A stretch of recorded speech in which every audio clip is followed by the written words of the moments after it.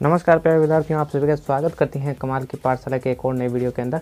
तो आज की जो वीडियो है उसके अंदर हम देखने वाले हैं भाग नंबर 5 के बारे में, यानी कि सॉल्व पेपर 2020 का ये नंबर है भाग नंबर 5, जिसके अंदर हमें कुछ क्वेश्चन जैसे दिए गए होंगे। जिसके अंदर जो हमारे पास 4 क्वेश्चन है। सबसे पहले आप देखिए 17वां क्वेश्चन, जिसके अंदर हमें एक आकृति का दूसरी आकृति से संबंध है, उसी प्रकार अगली आकृति का इसमें से कौन सी आकृति से संबंध है ये हमें दर्शाना है। तो सबसे पहले आप आगे देखिए कि एक हमारे पास वर्ग है और उसके 4 वर्ग अंदर बने हुए छोटे छोटे। आप देखिए ये द्वितीय वर्ग है हमारे पास, अगर इसके 3 वर्ग और बने हुए हैं। इसी प्रकार ये अगर वर्ग है तो इसके देखिए, यानी कि हमारे पास अगर 1 नंबर 2 नंबर 3 नंबर 4 नंबर हम देखते हैं तो क्या प्राप्त होता है हमारे पास, यानी कि इसको नंबर देने पे हमारे पास ये प्राप्त हुआ कि 1 नंबर के पास जो भी बॉक्स थे, यानी कि ये 2 नंबर हो गया, ये 4 नंबर हो गया। यानी कि अगर हम इनको नंबर दें, मान लीजिए मैंने इसको नंबर दिया 1 2 3 और 4, तो आप देखिए कि 1 नंबर बॉक्स था वो पहले भरा हुआ था। तो हुआ क्या है कि इस आकृति में 1 नंबर बॉक्स के पास जो है वो भरा हुआ था और इसके पास क्या हुआ कि ये 2 नंबर और 4 नंबर भी भर गए। तो इसी प्रकार हमारे पास जो बॉक्स है, अगर इसकी आकृति के लिए हम बात करें तो इसके अंदर भी 3 बॉक्स भरे हुए होंगे। और वो कौन से होंगे, अगर इसको हम नाम दें तो मान लीजिए हमने इसको नाम दिया है 1 नंबर 2 नंबर 3 नंबर और 4 नंबर, ठीक है। ये हमने इसको नंबर दे दिए।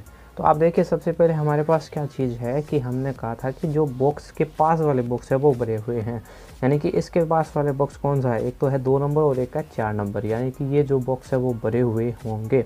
अब आप देखिए इसमें से सबसे पहले चीज़ हमारे पास है कि 3 बॉक्स भरे हुए होने चाहिए।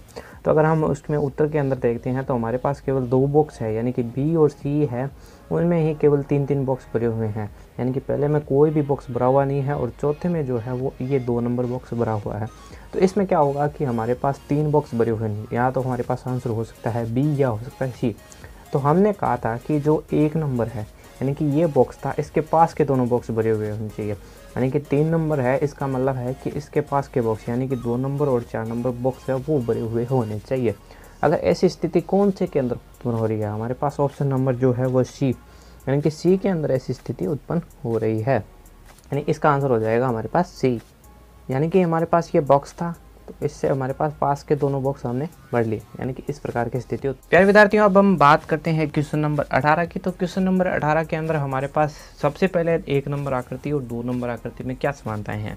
अगर हम इसके कॉर्नर को, यानी कि इसके कॉर्नर को अगर हम नाम दे दें 1 नंबर 2 नंबर 3 नंबर और 4 नंबर, तो आप ध्यान से देखिए कि हमने क्या किया है कि चारों कॉर्नर आपस में क्रॉस करा दिए हैं, यानी कि एक रेखा ऐसी खींची है जो सभी कॉर्नर को कवर करती है। यानी कि इस आकृति के अगर हम तुलना करते हैं तो हमारे पास पहला निष्कर्ष निकलता है कि इसके कोई भी कॉर्नर है वो छूटने नहीं चाहिए, यानी कि इसका कोई भी जो कॉर्नर है वो छूटना नहीं चाहिए। अगर हम ऑप्शंस के अंदर देखते हैं तो ए नंबर और सी नंबर जो है वो 2 ऐसे ऑप्शंस हैं जिसके अंदर सभी कॉर्नर कवर हो रहे हैं। और इसके बाद अगर हम देखें तो रेखाओं के लिए कोई भी ऐसी संभावना नहीं है जो हमारे पास हो सकती है, यानी कि इस आकृति के पास कौन सी ऐसी रेखाएं हम नहीं खींच सकते जिससे कि और अधिक हमारे पास आकृति प्राप्त हो। यानी कि जहां तक हम रेखाएं खींच सकते हैं वहां तक हमें रेखाएं खींचनी है। तो चलिए शुरुआत करते हैं। सबसे पहले हम इस आकृति से था, इस आकृति को अगर मैं 1 नंबर 2 नंबर 3 नंबर 4 नंबर और 5 नंबर, ठीक है, तो हम बात करेंगे 1 नंबर कॉर्नर से। तो रेखाएं खींचना हम शुरुआत कर लेते हैं 1 नंबर कॉर्नर से। तो सबसे पहले देखिए हम इसको मिला सकते हैं क्या, यानी कि ये दोनों बिंदु आपस में मिले हैं, ये दोनों बिंदु आपस में मिले हुए हैं, तो इनको नहीं मिला सकते। हम केवल 1 नंबर कॉर्नर से केवल एक से इसको कॉर्नर को मिलाएंगे और इस कॉर्नर को मिलाएंगे, यानी कि इसके अलावा हमारे पास कोई और संभावनाएं नहीं हो सकती। तो ये हो जाएगी पहली बात। और हमें क्या करना है कि सभी कॉर्नरों को लेके चलना है।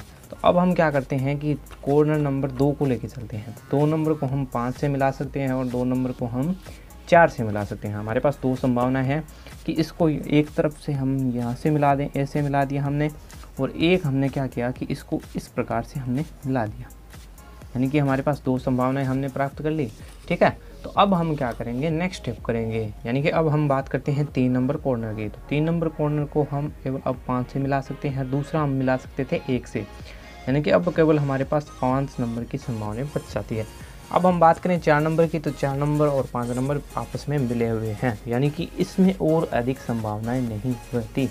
तो ऐसी आकृति हमें कौन सी ऑप्शन में दिखाई दे रही है? तो ऐसी आकृति हमारे पास ऑप्शन नंबर ए के अंदर दिखाई दे रही है, यानी कि इसका जो आंसर हो जाएगा वो हमारे पास हो जाएगा ऑप्शन नंबर ए। क्यों? क्योंकि हमारे पास जो आकृति है वो प्रत्येक जो है वो कॉर्नर मिलना चाहिए, और दूसरी चीज़ ये है कि प्रत्येक कॉर्नर मिल रहा है तो जितनी भी रेखाएं संभव हो सकती है उतनी खींचनी है। अगर हम पहला नियम लगाएं कि हमारे पास, अगर ऐसा नियम लगाएं कि केवल एक रेखा खींचनी है, तो हमारे पास कॉर्नर नहीं ढक सकते, क्योंकि ऑप्शन नंबर सी के अंदर पहला जो है वो 2 भागों में मिल रहा है, यानी कि इसकी ज़्यादा से ज़्यादा संभावना ये हो सकती है कि हमारे पास जो ऑप्शन ए है वो इसका आंसर हो, क्योंकि हमने सभी रेखाओं को मिला के देख लिया। तो अब हम बात करते हैं अगले क्वेश्चन की।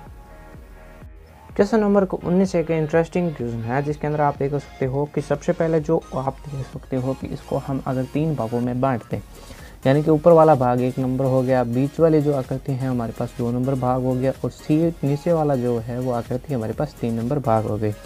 तो अगर हम इस आकृति की और इस आकृति की तुलना करते हैं तो हमारे पास 2 और 3 नंबर भाग है वो सेम का सेम रहता है, यानी कि 2 नंबर और 3 नंबर जो भाग है हमारे पास 2 नंबर और 3 नंबर समान प्राप्त होता है। लेकिन 1 नंबर भाग में क्या हो रहा है कि 1 नंबर भाग में हमारे पास उल्टी आकृति प्राप्त हो रही है, यानी कि आकृति जो है वो घूम रही है, यानी कि इसको हम 180 डिग्री घुमा सकते हैं। मान लीजिए कि जो उल्टा करना है बस आपको, यानी कि हमारे पास इस प्रकार की आकृति थी और अगले ही पल में हमारे पास इस आकृति प्राप्त हो गई।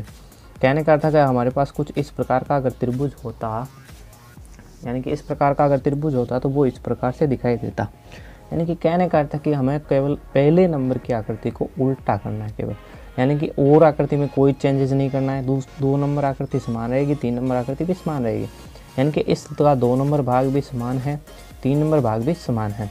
तो आप देखिए इसके अंदर हमारे पास इस अब की बार क्या हुआ है कि 1 नंबर के स्थान पे हमारे पास इस प्रकार की आकृति मिल गई है, ठीक है।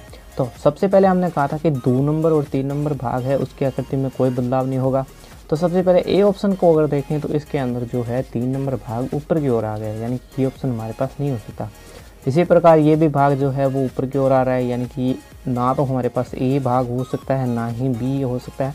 अब ऑप्शन अगर सी देखें अगर हम, तो सी के अंदर हमारे पास 2 नंबर और 3 नंबर भाग जो है वह समान प्राप्त हो रहे हैं, और दूसरे हमने कहा था कि 1 नंबर आकृति को हमें उल्टा कर देना है, तो इसका आकृति इस प्रकार से बनेगी, यानी कि इसका जो ऑप्शन है वो ऑप्शन नंबर हो जाएगा सी। इसका जो ऑप्शन हो गया हमारे पास सी ऑप्शन हो गया, और ये रांद हो गई। तो प्यारे बच्चों, भाग नंबर 5 का जो अंतिम क्वेश्चन है वो है 20वां क्वेश्चन, और हमारे पास जो आकृतियां हैं 2 आकृतियों की तुलना करती हैं। तो सबसे पहले आप देखिए इसके अंदर कुछ 3 आकृतियां हमारे पास प्राप्त होती है। तो सबसे पहले है हमारे पास एक बाहरी वर्त है, इसको अगर हम 1 नंबर आकृति दे लेते हैं। इसके बाद में हमारे पास अंदर एक और आकृति है, इसको हम 2 नंबर आकृति नाम दे देते हैं, और एक हमारे पास है त्रिभुज, तो 3 नंबर आकृति दे देते हैं। अब अगली आकृति में हुआ क्या है, तो हमारे पास 1 नंबर आकृति थी, 2 नंबर आकृति थी और 3 नंबर आकृति थी, ठीक है। अब देखिए इसके अंदर हो क्या रहा है, ये आकृति हमने दे दी। तो सबसे पहले देखिए 1 नंबर आकृति में कोई चेंजेस नहीं हो रहा है, यानी कि 1 नंबर आकृति 1 नंबर आकृति ही रहती है, कोई बदलाव नहीं होता है। अब क्या हो रहा है कि जो 2 नंबर आकृति है वो भी अपने स्थान पे रहेगी, यानी कि 2 नंबर आकृति है उसमें भी कोई बदलाव नहीं है।